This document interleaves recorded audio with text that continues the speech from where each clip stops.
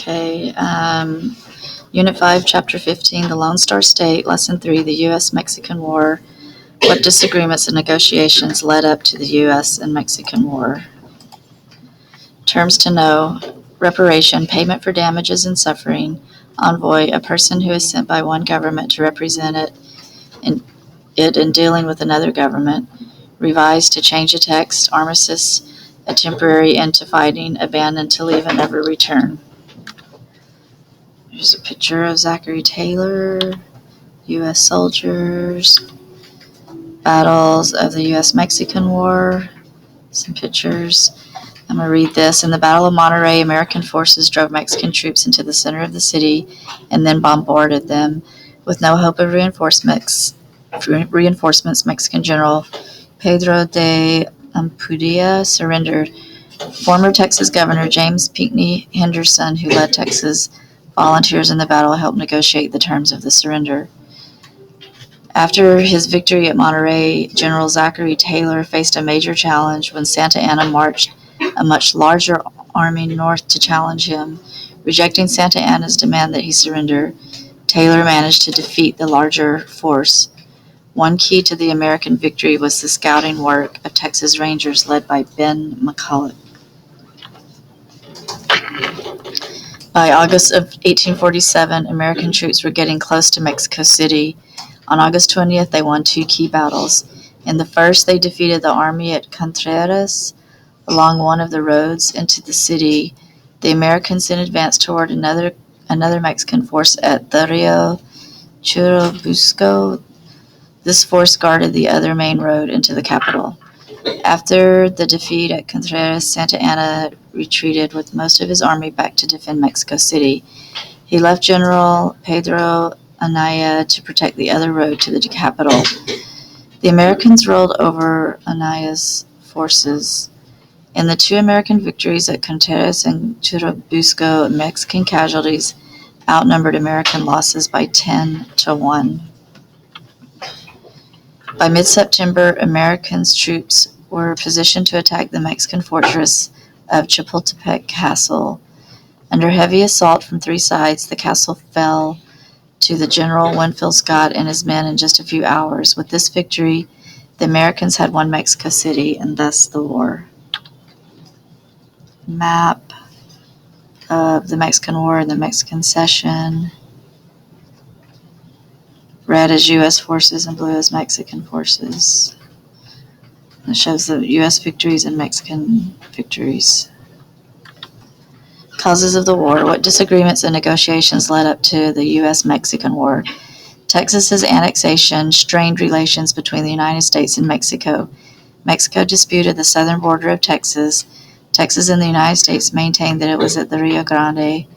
Mexico said it was at the Nueces River. Both nations claimed the land between the two rivers. The United States also demanded that Mexico pay reparations or payments to Americans for damages before and during the Texas Revolution. Mexico refused. In 1845, President James K. Polk sent John Slidell as a secret envoy or representative of the U.S. government to Mexico. He wanted Slidell to purchase the disputed territory between the rivers and the area that is now California, Arizona, and New Mexico. Slidell was to settle any reparations claims to. Slidell was to offer Mexico $30 million for the land. Mexican President Jose Joaquin de Herrera feared that giving up anything to the United States would make him seem weak and cost him the support of his people.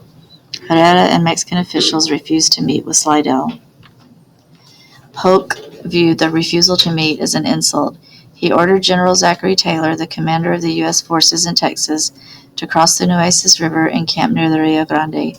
The Mexican government viewed the crossing of the Nueces by General Taylor's troops as an invasion.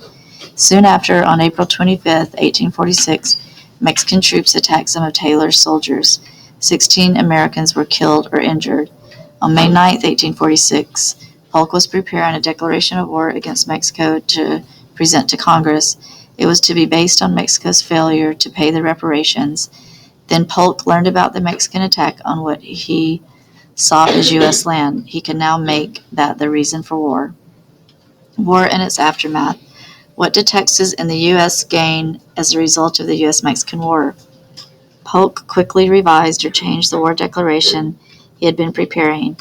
After he delivered it to Congress on May 11, 1846, the U.S. Congress overwhelmingly approved the declaration of war on May 13, 1846. On May 8 and 9, General Taylor won battles at Palo Alto and Resaca de la Palma, north of the Rio Grande. Then he led his army to Mexico. Along with regular U.S. Army troops, Taylor had many Texas volunteers. More than 5,000 Texans fought in the U.S.-Mexican War. Governor J. Pinckney Henderson took a leave of absence to command U.S. troops. Several companies of Texas Rangers assisted him. Women also took part in the war. Sarah Borginus, who followed her husband on the march, helped the troops by cooking, washing, and dressing wounds. She showed bravery doing battle by loading cartridges and carrying wounded soldiers from the battlefield. Taylor won the Battle of Monterrey in September 1846. He and the Mexican commander there agreed to an armistice, or a temporary end to fighting. President Polk told the army to continue its invasion of Mexico. Taylor then advanced to Saltillo. Meanwhile, a small army took control of Santa Fe before heading south into Mexico. Another American force seized cities in California. In February 1847, General Santa Anna, who had returned to power, attacked Taylor's forces. The two armies clashed in the Battle of Buena Vista. The Americans won. American troops next invaded Mexico from the Gulf of Mexico. A large force landed at Veracruz. Santa Anna marched thousands of soldiers to meet the invaders. The two forces met in the Battle of Cerro Gordo on April 17, 18, 1847. The Americans won, and the Mexican army retreated to Mexico City. The last major battle came on September 12, 13, 1847. The Battle of Chapultepec Castle was fought at a fort that protected Mexico City. American soldiers overran the fort. That night, Santa Anna and his remaining troops abandoned or left Mexico City. Soon after, American forces marched into the city. On February 2, 1848, both governments signed a peace treaty at Guadalupe Hidalgo. The treaty ended the war. The Treaty of Guadalupe Hidalgo. Mexico agreed to give up all claims to Texas, except the Rio Grande as the border, give all territory between Texas and the Pacific Ocean to the U.S., and the United States agreed to pay Mexico $15 million, pay reparations up to $3.25 million owed to U.S. citizens by Mexico, guarantee rights to Mexicans living in the U.S. They would have a year to become U.S. citizens. The new territory became known as the Mexican Cession. It raised political issues in Texas and the U.S. Southerners wanted the new territories open to slavery. Many Northerners objected to that. There was also a question of the Texas border with New Mexico. Texas claimed about half of what is now New Mexico. However, the people there did not want to be part of Texas. Also, many Northerners feared that Texans would introduce slavery into the area. After much debate, Congress worked out the Compromise of 1850.